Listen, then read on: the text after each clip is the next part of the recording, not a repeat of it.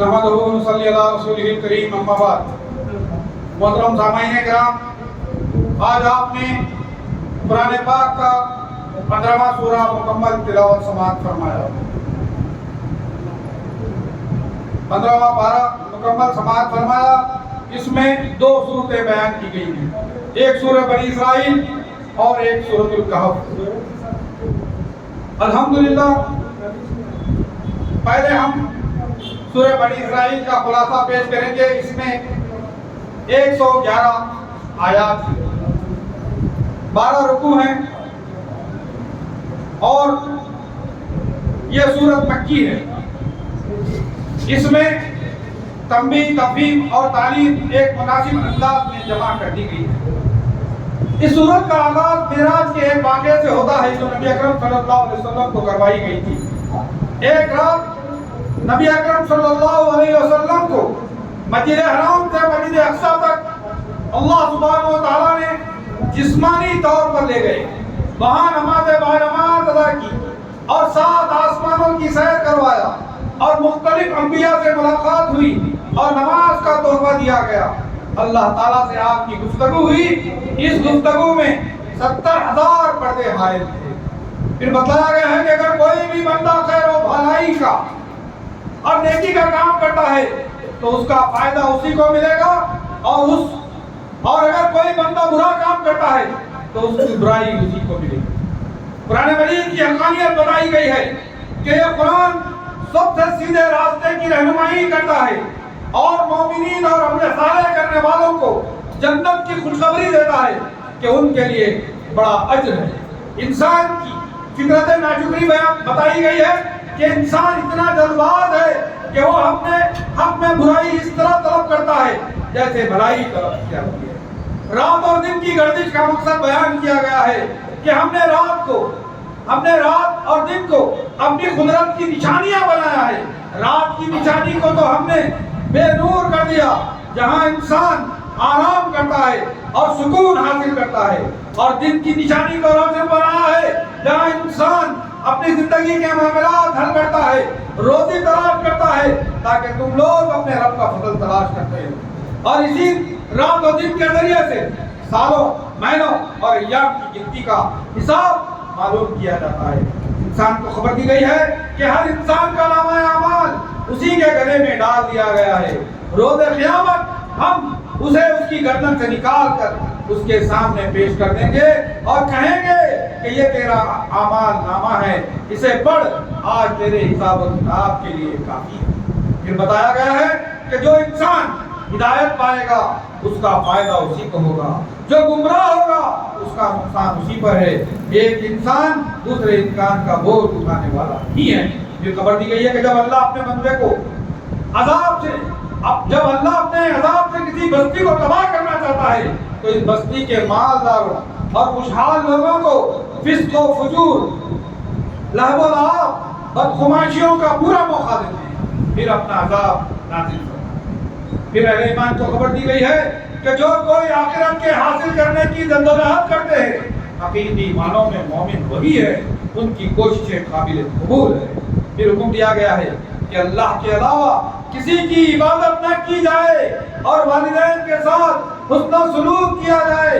जब इन दोनों में से या इनमें से कोई एक बूढ़े हो जाए तो इन्हें डांटना डपटना न किया जाए और उफ तक न कहा जाए, बल्कि उनकी खिदमत के लिए अपने दोनों बाजुओं को फैला दें और उन दोनों के हक में दुआ करें कि ऐ अल्लाह मेरे बूढ़े वालिदैन पर रहम फरमा, जिस तरह उन्होंने बचपन में मेरी परवरिश की है। फिर हुक्म दिया गया है कि रिश्तेदारों और मिस्कीनों और मुसाफिरों का हक अदा करते रहो और इसराफ और बेलाकत से बचो, इसलिए कि इसराफ करने वाले शैतान के भाई हैं और शैतान अल्लाह का नाशुक्रा है। इंसान को बकीली से बचने का हुक्म दिया गया है कि अपना हाथ अपनी गर्दन से बंधा हुआ ना रखो और ना उसे बिल्कुल ही खोल दो। इस जुमले में इस्तिआरा बयान किया गया है कि गर्दन से हाथ बांधना बकीली की दलील है और हाथ छोड़ना इसराफ की दलील है, और दोनों से इंसान को मना किया गया है। फिर बताया गया है कि बेशक अल्लाह ताला जिसे चाहता है रोजी में कुशादगी अता फरमाकर मुस्तगनी غنی کر دیتا ہے اور جسے چاہے روزی میں تنگی کر کے مسکینی عطا کرتا ہے، کیونکہ وہ بندوں کو اچھی طرح جانتا ہے۔ پھر افلاس اور تنگدستی کے ڈر سے حکم دیا گیا ہے کہ اولاد کو قتل کرنا منع ہے، یہ کبیرہ گناہ ہے۔ پھر آیت نمبر 32 میں زنا و بدکاری سے روکا گیا ہے، کیونکہ یہ کھلا فحش ہے اور انسانی نسل کی بقا کے لیے خطرہ ہے۔ پھر آیت نمبر 33 میں کسی کو بھی ناحق قتل کرنے سے روکا گیا ہے۔ پھر یتیم کے مال کی حفاظت کا حکم دیا گیا ہے اور اسے ناحق کھانے سے منع کیا گیا ہے۔ جب وہ یتیم سر شعور کو پہنچ جائیں تو ان کا مال ان کے حوالے کر دیا جائے۔ پھر وزن اور ناپ تول کے پیمانوں کو صحیح کرنے کی تعلیم دی گئی ہے اور ناپ تول میں کمی کرنے سے منع کیا گیا ہے۔ پھر حکم دیا گیا ہے کہ جس چیز کا علم نہ ہو اس میں گفتگو کرنے سے منع کیا گیا ہے، کیونکہ کان، آنکھ، دل، تمام اعضاء قیامت کے دن سوال کیے جائیں گے۔ پھر حکم دیا گیا ہے کہ زمین پر گھمنڈ اور تکبر کی چال نہ چلیں، کیونکہ یہ تکبر نہ زمین کو چیر سکتا ہے نہ آسمان کو پھاڑ سکتا ہے۔ پھر قرآن کی حقانیت بیان کی گئی ہے کہ ہم نے اس قرآن میں ہر طرح کے واقعات، مثالیں اور احکام بیان فرما دیے ہیں تاکہ لوگ فہم و فراست کو پہنچیں۔ پھر بتایا گیا ہے کہ ساتوں آسمان و زمین اور تمام مخلوقات اپنے اپنے انداز میں اللہ کی تسبیح و ثنا خوانی میں رہتی ہیں، لیکن تم ان کی ثنا خوانی و تسبیح کو سمجھنے سے حاصل ہو۔ پھر کفار کا رویہ بتایا گیا ہے کہ جب آپ قرآن پڑھتے ہیں تو ان کے کانوں پر بوجھ گزرتا ہے اور وہ پیٹ پھیر کر بھاگنے لگتے ہیں اور تنہائی میں آپ کو جادو زدہ کہتے ہیں۔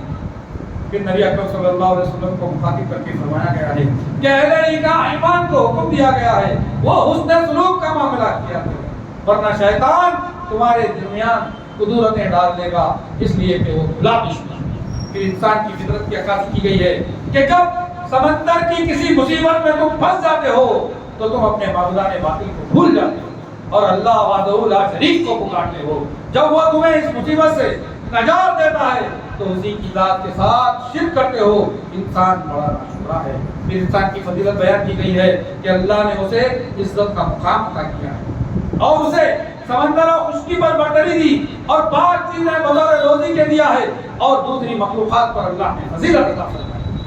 پھر انسان کے اس عقیدے کی نفی کی گئی ہے کہ دنیا میں اس نے بزرگوں اور صالحین کو امامت و پیروی کا درجہ دے رکھا ہے اور ان اماموں کی تقلید میں اندھا ہو چکا تھا۔ ان کے اس عقیدے کی نفی کی گئی ہے کہ جس دن ہم تمام لوگوں کو ان کے اماموں کے ساتھ بلائیں گے اور ان کے اعمال نامے انہیں تھما دیے جائیں گے، کس کا نامہ اعمال سیدھے ہاتھ میں دیا جائے گا، ان پر کسی بھی قسم کا ظلم و زیادتی نہیں کی جائے گی۔ ہاں، جو دنیا میں اندھی عقیدت و تکلیف کا شکار تھا وہ آخرت میں بھی اندھا ہی رہے گا اور بھٹکتا ہی رہے گا۔ پھر رسول اکرم صلی اللہ علیہ وسلم کو حکم دیا گیا ہے کہ رات اور دن کے مختلف اوقات میں نمازیں ادا کریں اور فجر کی نماز کے بعد تلاوت قرآن کریم کریں، کیونکہ یہ تلاوت اللہ کے پاس سفارشی بن جائے گی، اور رات کو اٹھ کر بطور نفل کے نمازیں ادا کریں اور اللہ کے قریب ہوں، اللہ آپ کو مقام محمود عطا فرمائے، اور اللہ سے صدق و صفا کی دعائیں کرو۔ پھر باطل کی حقیقت پیش کی گئی ہے کہ حق کے آ جانے کے بعد باطل کو بھاگ جانا چاہیے، کیونکہ باطل بھاگنے کے لیے ہی آیا ہے۔ پھر کہا گیا ہے کہ ہم نے قرآن کو باعث شفا بنایا ہے۔ پھر اللہ نے حکم دیا، روح کا بتایا ہے کہ روح اللہ کا حکم ہے، اس کے بارے میں حقیقی علم صرف اللہ ہی کو ہے۔ پھر انسان اور جنوں کو چیلنج کیا گیا ہے کہ وہ پوری صلاحیت اور زور آوری لگا کر اس طرح کا ایک قرآن پیش کرے۔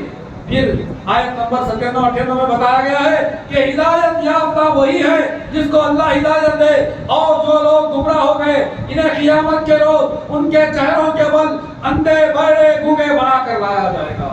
یہ سزا انہیں اس لیے دی جائے گی کہ وہ دوبارہ زندہ کیے جانے کا انکار کرتے تھے۔ پھر رسول اکرم صلی اللہ علیہ وسلم کی صفت اور اہل ایمان کی کیفیت بیان کی گئی ہے کہ آپ لوگوں کو بشارت سنانے والے، اللہ کے عذاب سے ڈرانے والے، وہ ایمان لائیں یا نہ لائیں ان کی مرضی کی بات ہے۔ اہل علم کا یہ وتیرہ ہوتا ہے کہ وہ اللہ کی آیتوں پر سجدہ ریز ہو جاتے ہیں اور اپنے چہروں کے بل گر کر روتے ہیں، ان کے خوشی و خضوع میں اضافہ ہوتا ہے اور وہ دعائیں کرتے ہیں۔ پھر اللہ تعالیٰ کو پکارنے کا ادب بتایا گیا ہے کہ تم اللہ کو اللہ کہو یا رحمان کہہ کر بلاؤ، اس کے بہترین بہترین نام ہیں جنہیں اسماء حسنی کہا جاتا ہے، ان سے اسے اس ناموں کے ساتھ پکارو اور اپنی نمازوں میں نہ چیخو چلاؤ، نہ آواز کو انتہائی آہستہ کر دو بلکہ درمیانی آواز رکھو۔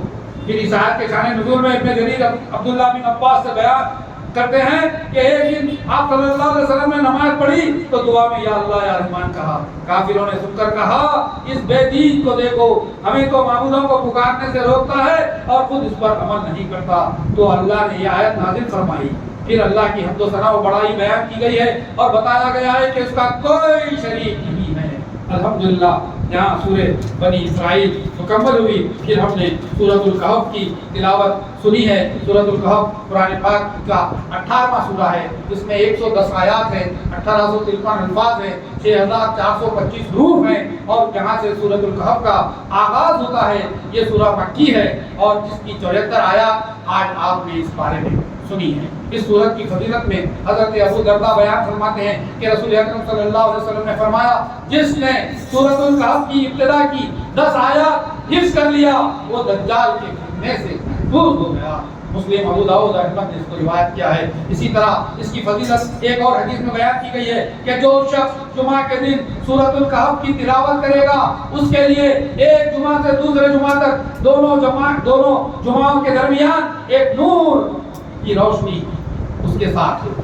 پھر اس صورت میں 3 واقعات بیان کیے گئے ہیں، ایک اصحاب کہف کا اور دوسرا قصہ موسیٰ و خضر ذی القرنین۔ یہی وہ 3 سوالات ہیں جو مشرکین بار بار کیا کرتے تھے۔ پھر رب ذوالجلال والاکرام نے قرآن کی حقانیت کو بیان کیا ہے کہ اللہ نے اس کتاب کو